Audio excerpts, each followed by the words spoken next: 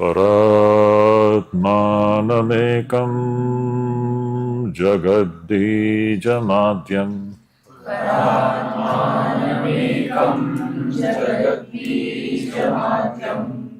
निरीहं निराकारमोङ्कारवेद्यं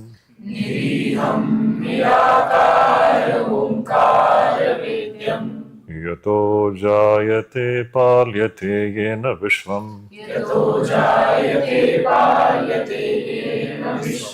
तमीशं भजे लीयते यत्र विश्वं सहना भवतु सहनौ भुनक्तु सह वीर्यं करवावहै तेजस्विनावधीतमस्तु मा विद्विषावहै। ॐ शान्ति शान्ति शान्तिः। हरिः ओम।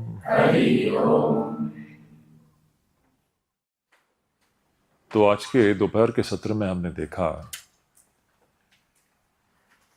कि हमको बाहर इस स्थूल स्तर पर हमको जो भी दिखाई देता है, अगर हम उसकी खोज करें, उसके भीतर हम प्रवेश करें, तो दूसरा ही कुछ प्रकट हो जाता है, ईश्वर प्रकट हो जाते हैं।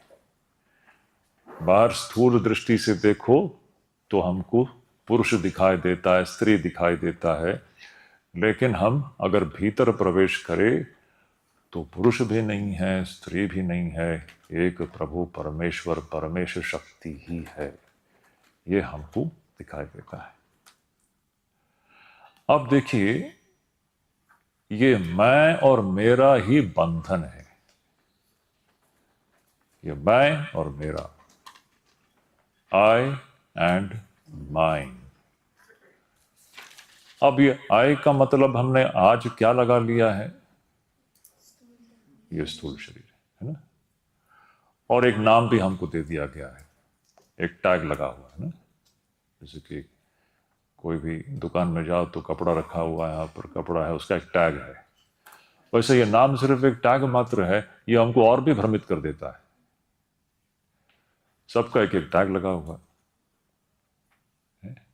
इस वस्तु का एक टैग है स्वामी शुद्धिदानंद। ये एक वस्तु मात्र है, बड़ा विचित्र है, ये बबल है एक। अब ये मैं, इस मैं का मतलब क्या है? हमने देखा, मैं को खोजते खोजते देखा कि अब मैं है ही नहीं, ईश्वर ही है ना। हम मैं का मतलब निर्धारित करने निकले थे तो खोज क्या हुई?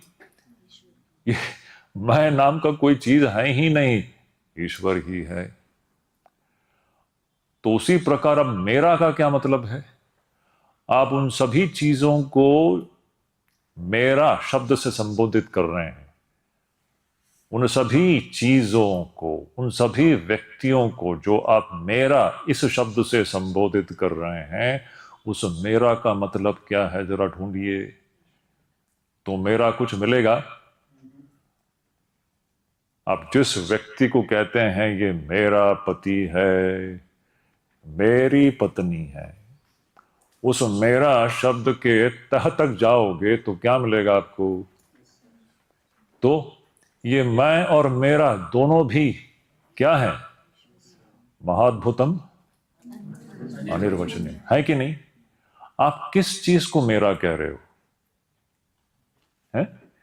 आप जिस चीज को आप मेरा कह रहे हो उसके तह तक जाइए तो वस्तु ही नहीं है।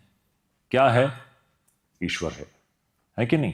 आप जिस, समझ लीजिए कोई पत्नी पति को कहती है ये मेरा पति है। अब पति के आप खोजिए कहां पति है? स्थूल शरीर, सूक्ष्म शरीर।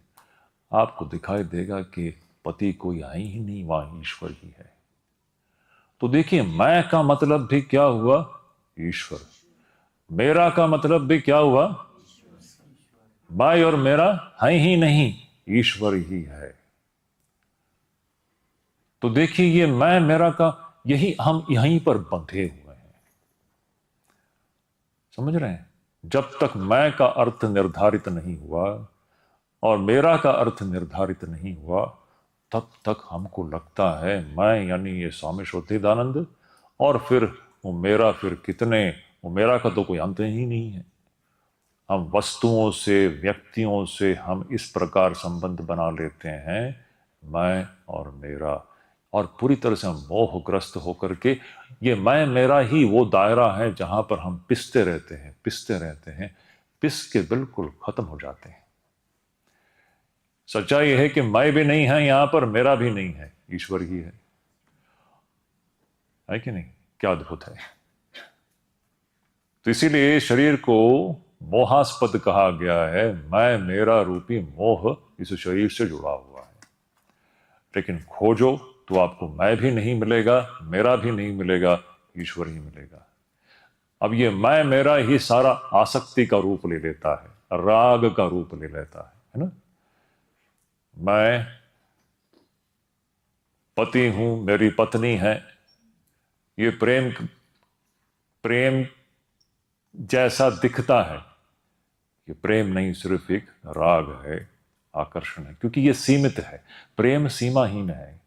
जो सीमित होगा वह राग ही होगा, और वो शरीर केंद्रित है, क्योंकि आपने मैं का सच्चा अर्थ तो आप निर्धारित नहीं किए हो।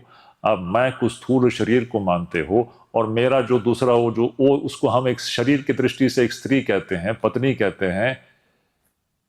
इसमें से राग ही निकलेगा, और इस प्रकार वो दोनों बंध जाते हैं। दोनों बुलबुले हैं ना, बिल्कुल जैसे कि बेड़ियों में जकड़ जाते हैं। यही बंधन है, भयानक बंधन है। तो ये है मैं मेरा का स्वरूप। अगर ढूंढो तो है ही नहीं, नहीं ढूंढो तो वो हमें पिसा कर रख देती है। जब तक हम खोज नहीं करते तब तक वो हमें पिसा देती है, पिसाते रहती है। खोजो तो दोनों भी नहीं है, मैं भी नहीं है, मेरा भी नहीं है, यहां पर सब ईश्वर ही है। इसलिए भक्ति के भाषा में पता है क्या कहते हैं? हे प्रभु, यहां कुछ भी मैं भी नहीं, मेरा भी नहीं, सब तू और तेरा। भक्त लोग ये भाषा प्रयोग करते हैं। अब मीरा भाई कहेंगे सब कुछ तू और तेरा, मेरा कुछ भी नहीं, जो भी है तू और तेरा। हे ईश्वर, यहां जो भी है तू ही है, और जो भी है तेरा ही है। ये एटीट्यूड है। समझ रहे हो? अत्यंत ही महत्वपूर्ण मुद्दा है। ये भक्ति आ गई इसमें। मैं मेरा नहीं प्रभु, सब तू ही है और सब तेरा ही है। अब ये मैं मेरा ही है जो आसक्ति का रूप ले लेती है। हम चिपक जाते हैं, व्यक्तियों से चिपक जाते हैं, वस्तुओं से चिपक जाते हैं। तो मैंने वो जो कैसे आसक्ति, हम तो सब आसक्तिग्रस्त है, रागग्रस्त हैं। राग रूपी अदृश्य रस्सी से हम विषयों के साथ और व्यक्तियों के साथ हम बंधे हुए हैं? छूटता नहीं है, हम छोड़ना नहीं चाहते हैं। सबको पकड़ कर, जैसा ही मेरा भाव आ गया किसी वस्तु के प्रति, किसी व्यक्ति के प्रति, फिर अंग्रेजी में कहते हैं that terrible instinctual sense of possessiveness. We want to possess the other person, is it not? You see, in society, in our day-to-day life, you see two persons who are coming together. They want to possess each other, is it not? We don't want to leave the other. We don't want to give any freedom to the other person.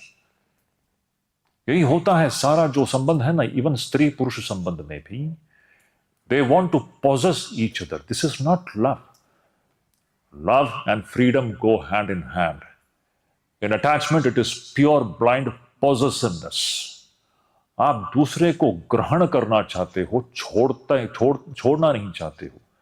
आप दूसरे को कोई आजादी भी देना नहीं चाहते हो. आप चाहते हो कि दूसरा जो है आपके अनुसार उठे बैठे चले फिरे. ये ऐसा ही होता है. आप चाहते हो कि सब आपके हिसाब से उठे बैठे चले फिरे. ये एक प्रकार की नहीं, ये सिर्फ गुलामी है और कुछ नहीं. प्रेम ऐसा नहीं होता. प्रेम में no sense of positiveness, because मैं भी नहीं, मेरा भी नहीं। आप फिर कुछ भी पोजेस नहीं करना चाहते हो, पोजेस नहीं करोगे आप, क्योंकि सब तो ईश्वर का है, ईश्वर ही तो है ना। तो आप किस चीज को आप ग्रहण करोगे या पकड़ के रखोगे? पकड़ के रखने के लिए तो कुछ है ही नहीं, यहां पर ईश्वर ही है। तो देखोगे, आसक्ति के द्वारा हम दूसरों को पोजेस करना चाहते हैं, व्यक्तियों को पोजेस करना चाहते हैं। पॉजिटिवनेस कितना भयानक है, हम परिवार में देखते हैं ना, ये पॉजिटिवनेस कितना डेंजरस है। मेरा मेरा कह करके हम दूसरों को हम पोजेस करना चाहते हैं, ये हमें मार देती है, हमें समझ में नहीं आता है, बिल्कुल खत्म कर देती है वस्तुओं को। बस मेरा है, मेरा है, मेरा है। और मेरा का मतलब क्या है? मेरा नाम को तो यहाँ कोई चीज नहीं है। आप किसी बुलबुले को कहोगे ये मेरा है, इससे बड़ी मूर्खता क्या होगी? वो बुलबुला तो वैसे भी फूटने वाला है, वो आपका कभी हो ही नहीं सकता। इस सृष्टि में कुछ भी मेरा नहीं हो सकता, लेकिन ये समझ में किसको आता है? इसी संदर्भ में मैं देखिए, अनासक्ति, राग शून्यता कैसी होती है। एक बूंद राग का ना होना सभी महापुरुषों के जीवन में दिखता है, ऐसी कोई बात नहीं है। लेकिन हम लोग चलो प्रभु राम के जीवन की एक घटना को देखते हैं। सभी महापुरुषों के जीवन में होता है, जिसको भी विवेक आ गया, ज्ञान आ गया, उसके जीवन में ये दिखाई देगा। उनको फिर किसी चीज के प्रति राग नहीं होता, ये मैं मेरा रूपी बीमारी उसमें नहीं होता। अब देखिए, राम जी हैं, वे अयोध्या के राजकुमार होने जा रहे हैं। अयोध्या में सारी तैयारियां चल रही हैं? पूरी अयोध्या नगरी झगमग कर रही है, और वहां के लोग, अयोध्या के नागरिक राम जी से इतना स्नेह करते हैं कि इतना अद्भुत व्यक्तित्व है ना राम जी का, है डिवाइन। ये जो हम लोग जो पढ़ रहे हैं, जो सही प्रेमी हैं, राम जी कैसे हैं? प्रेमी हैं या रागी हैं? इसीलिए इतने सभी लोग चाहते हैं। प्रेमी से सभी लोग प्रेम करेंगे, रागी से सब नहीं कर सकते हैं। ये राम जी इतने सभी के प्रिय क्यों हैं? क्योंकि उनके अंदर प्रेम है, सबके प्रति सम प्रेम है। उनकी प्रेम की कोई सीमा है ही नहीं। सिर्फ एक दो चार लोगों तक हमारी जो संवेदनाएं और भावनाएं जो सीमित रहती है, वह प्रेम नहीं है। राम जी का प्रेम कैसा है? समुद्र समान है, सब समान है उसके लिए। ठीक है, this is what we have to cultivate in life. हम लोग क्यों पढ़ रहे हैं? इसीलिए तो हम इनकी पूजा करते हैं। तो क्या है, अब राम जी ऐसे हैं, सभी के प्रिय हैं, अयोध्या के सभी लोग चाहते हैं कि राम जी ही राजकुमार बने। अगले दिन सवेरे उनका राज्याभिषेक होने वाला है, और एक दिन मतलब उसके पहले वाले रात में क्या घटना घटती है आप सबको पता है, मैं उसके डिटेल्स में नहीं जा रहा हूं। मंथरा है, कैकेयी है, और जो कुछ हुआ दशरथ जी हैं, है? और राम जी भी सब तैयार है, सभी लोग तैयार हो रहे हैं अगले दिन के राज्याभिषेक के लिए। भोर सवेरे उठ करके राज्याभिषेक होगा। रात में दशरथ जी आकर के, राम जी प्रसन्न है, राज्याभिषेक हो। अभी वो राम जी राज्याभिषेक होने वाला है इसलिए प्रसन्न है, ऐसा नहीं है। हम लोग तो क्या है, कुछ अच्छा होने वाला है तो हमको बहुत खुशी होती है। अब राम जी की जो प्रसन्नता है वह राज्याभिषेक निर्भर नहीं है, है ना। वो राज्याभिषेक अगले दिन होने वाला है इसलिए वो प्रसन्न है, ऐसा नहीं है।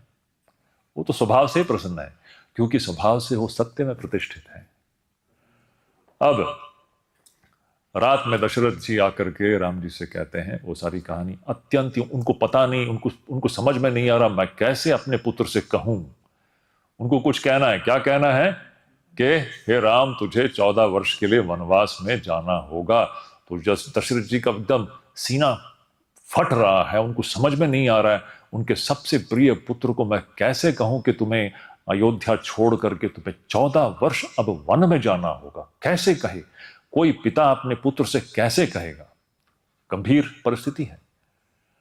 तो अत्यंत ही दशरथ जी आपकी उनको समझ में नहीं आ रहा है, और राम जी देख रहे हैं उनकी उनकी पीड़ा को, राम जी देख रहे हैं। राम जी पूछ रहे हैं क्या बात है दशरथ पिताश्री, आप बताइए क्या बात है, आप खुल के बोलिए, आप किस बात का। दशरथ जी बड़े प्रयास करके अंत में वो कह देते हैं कि बेटा ऐसा ऐसा हुआ है, तुझे अयोध्या छोड़ करके 14 वर्ष के लिए वनवास में जाना होगा। अब राम जी की प्रतिक्रिया क्या है? वो जैसे पहले प्रसन्न थे, उसी प्रसन्नता के साथ उनके चेहरे पे वही वही अत्यंत ही मीठी मुस्कान है। मुस्कान के साथ राम जी कहते हैं बस इतना ही, इसके लिए आप इतना चिंतित और दुखी हो रहे थे, इतना ही, अभी चला मैं। क्या है? देखिए सत्य दृष्टि है, एक बूंद आसक्ति नहीं है अपने राज्य के प्रति, किसी भी सुख भोग के प्रति, क्योंकि ये सब मिथ्या है। क्या देखिए अभी क्या क्या दर्शा रही है, ब्रह्म सत्यम जगत मिथ्या। ये अब रामायण हो या महाभारत हो, ये सब उसी का वह डेमोन्स्ट्रेशन है। अगर राज्य के प्रति थोड़ा भी अगर सत्यत्व बुद्धि होता उनके अंदर या आसक्ति होती, तो प्रतिक्रिया कुछ और ही। और सोच के देखिए, हमको अगर कोई बोले कि भाई अब तुमको 10 दिन के लिए भी घर छोड़ के जाना हो, तो क्या प्रतिक्रिया होगी? युद्ध हो जाएगा घर में है ना। तो देखिए उनकी जो प्रसन्नता, उनके चेहरे पे जो मुस्कान है, वो वही है।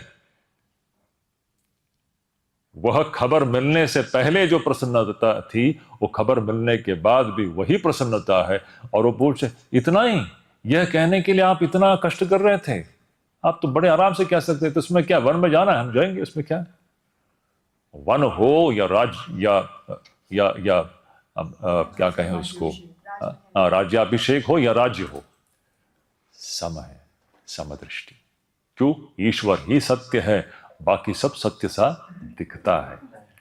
ये वहां प्रतिष्ठित है, उनके लिए सब समान है। एक फिर देखिए, अब वन में जाने के पश्चात आपको पता है, अब इस कहानी ये ऐसी है, पहले राम जी नहीं चाहते थे कि सीता जी जाएं, लेकिन सीता जी, मां जानकी स्वयं, वो तो अद्भुत, दूसरा एक ऐसा चरित्र है जिसकी कोई तुलना ही नहीं है। सीता जी कहते हैं मैं भी जाऊंगी आपके साथ, तो सीता जी भी चल पड़ते हैं। फिर ऐसा अद्भुत भाई जो है लक्ष्मण जैसा, लक्ष्मण जी कहते हैं मैं भी जाऊंगा। क्या अद्भुत, रामायण जैसी कोई कहानी आज तक हुई नहीं और कभी भी नहीं होगी। हम जानते नहीं इसका मोल क्या है। पूरे मानव इतिहास में ये एक ही कहानी है ऐसी जिसकी कोई तुलना ही नहीं है। वो भाई भी चल पड़ता है अपने बड़े भाई के साथ, बड़े भाई और भाभी के साथ, और तीनों वनवास के लिए निकल पड़ते हैं। अब भरत जी का क्या, कभी कभी समझ में नहीं आता राम श्रेष्ठ है या भरत श्रेष्ठ है।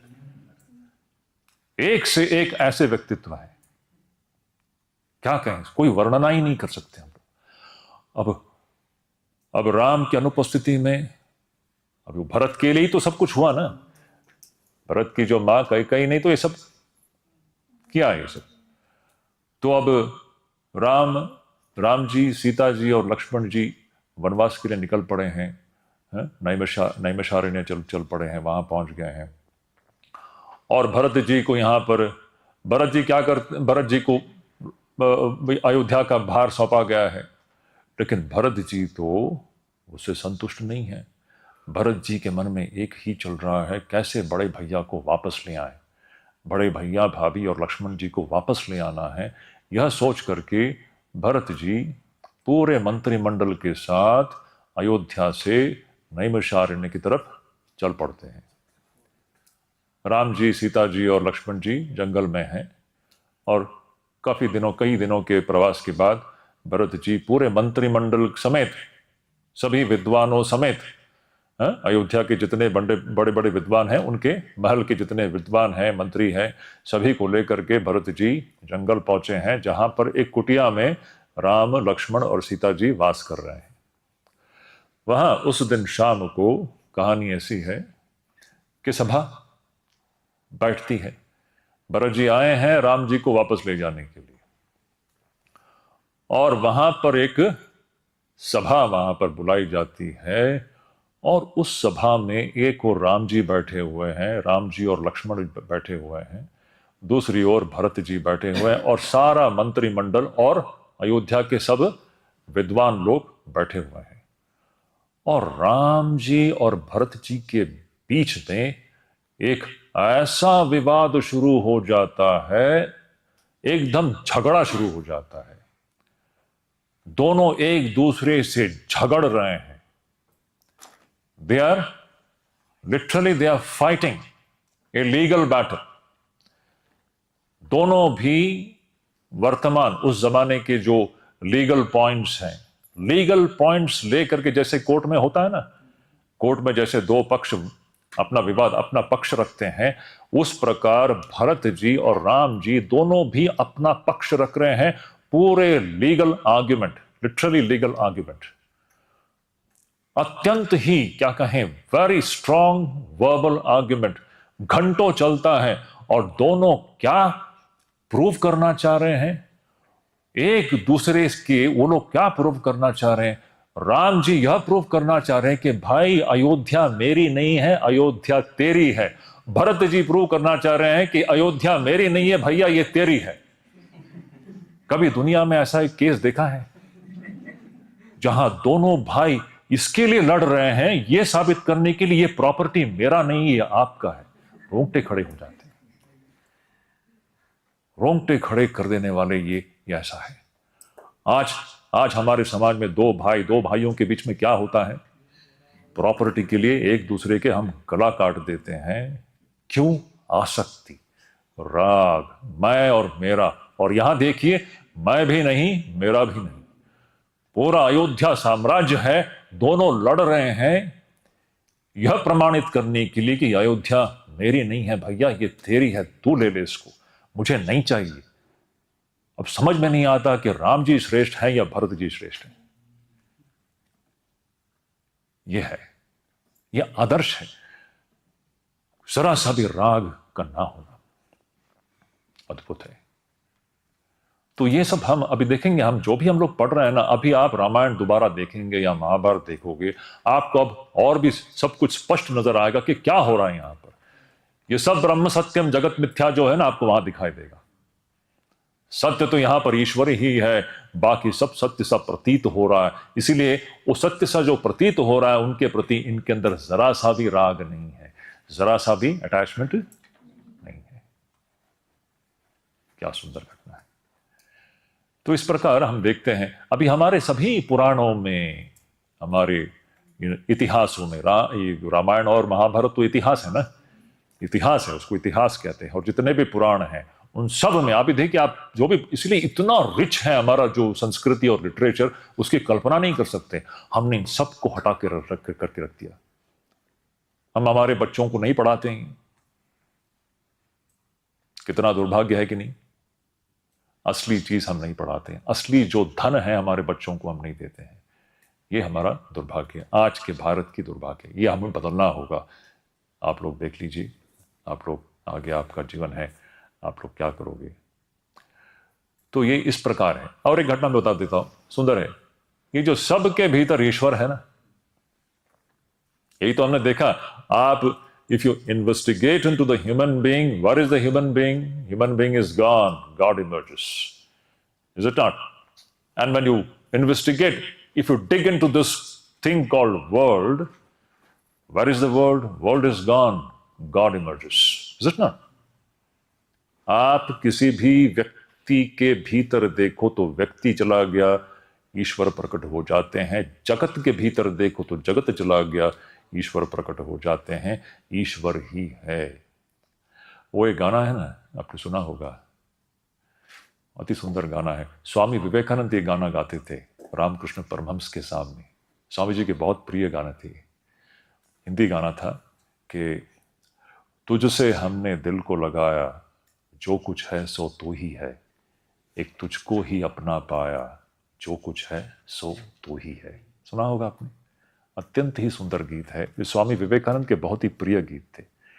तुझको हमने तुझसे हमने दिल को लगाया। किससे दिल? ईश्वर से। जो कुछ है सो तू ही है, एक तुझको ही अपना पाया, जो कुछ है सो तू ही है। हमारा अपना कहने के लिए ईश्वर से अतिरिक्त कोई भी नहीं है। अब अविवेक में समझ रहे, अविवेक में एक बुलबुला समझता है कि दूसरा बुलबुला अपना है। वो बुलबुला अपना हो सकता है क्या? अगर आप बुलबुले को अपना समझोगे सिर्फ दुख ही पाओगे। सच्चाई में बुलबुला है, समुद्र ही तो है। जो कुछ है समुद्र ही तो है। समुद्र से भिन्न कुछ है क्या? तो जो कुछ है सो तो ही है। तो दिल लगाना किससे है? ईश्वर से ही लगाना है। ये और कहीं हम चिपकते हैं तो इसीलिए चिपकना सख्त मना है। Sticking is strictly prohibited. है ना, ये ऐसा है। तो देखिए सब में ईश्वर है। अब मैं पुराणों की एक कहानी आपको बता देता हूं। आज सभी लोगों को पता है, प्रहलाद और हिरण्यकशिपु की कहानी आपको पता है। मैं पूरा डिटेल बताने की जरूरत नहीं है। प्रहलाद तो विष्णु के भक्त थे, हैं? उसको नारायण की उपासना ही करते थे, विष्णु की ही उपासना करते थे। लेकिन हिरण्यकशिपु जो है वह दैत्य वंश के थे, असुर वंश के थे। वो तो नारायण और विष्णु को नहीं मानते थे। तो तरह तरह से इस छोटे बालक को पीड़ा देते हैं, उसको मारने का प्रयास करते हैं तरह तरह से, लेकिन वो संभव नहीं होता। वो सारी कहानी है, देखो। हाँ, मैं उस डिटेल में नहीं जाता हूं। अंत में एक बार उस हिरण्यकशिपु के महल में जब यही चर्चा चल रहा है, तरह तरह से हिरण्यकशिपु ने प्रयास किया कि प्रहलाद को विष्णु से हटा करके ले आए, हैं? लेकिन हो ही नहीं रहा है। प्रहलाद तो बिल्कुल विष्णु का ही भक्त है। तो अंत में एक दिन जब उसके महल में हिरण्यकशिपु प्रहलाद से पूछते हैं, तेरा नारायण विष्णु सब सर्वत्र है क्या? तो बिल्कुल है, सर्वत्र है। देखो यही फिलॉसफी है।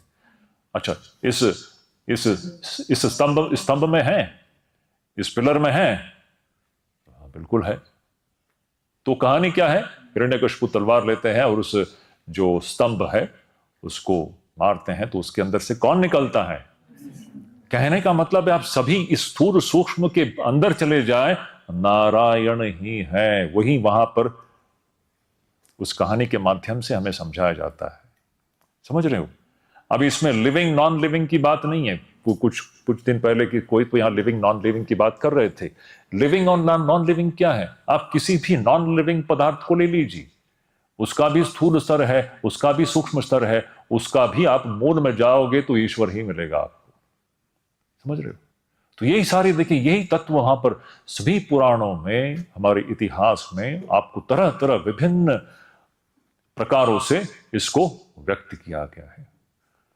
जो ये हाई उपनिषद नहीं पढ़ सकते हैं, इसीलिए पुराण जो है ना सर्वसाधारण व्यक्तियों के लिए है, यह समझाने के लिए कि सबके भीतर ईश्वर ही है। हनुमान जी छाती खोल करके दिखाते हैं, क्या है? ईश्वर ही है ना? सर्वत्र यही बात है। तो ये सब कुछ बातें थी। अब आगे बढ़ने से पहले अगर कुछ प्रश्न, अगर अभी हम लोग आगे बढ़ते हैं, तो हमने यहां तक हमने देख लिया कि सबके मूल में ईश्वर ही है, और वहां से देखो तो फिर हमको सब ईश्वर में ही दिखाई देता है। ईश्वर से अतिरिक्त यहां पर कुछ भी नहीं है। यहां तक हम पहुंचे हैं। ओम शांति शांति शांति। हरि ओम तत्सत।